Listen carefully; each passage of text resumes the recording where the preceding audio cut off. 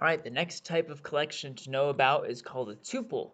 So what a tuple is, it's a list that is made with parentheses instead of square brackets. So what's the difference between a tuple and a list? Tuples are immutable, meaning they cannot be changed, and lists are mutable, meaning they can be changed. Tuples are also known as arrays in other languages.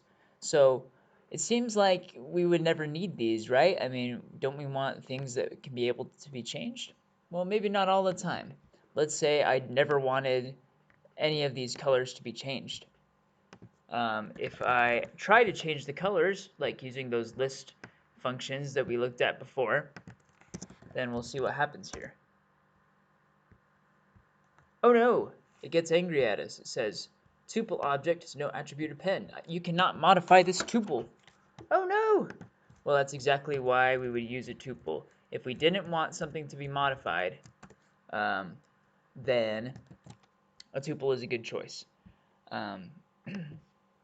Sometimes, if you don't want something to be modified, you'll name it like this, with all caps. That way people know that it's immutable, or a constant type of value. So it should work now. Once we run the code, it's just going to draw the first box and not draw the second one.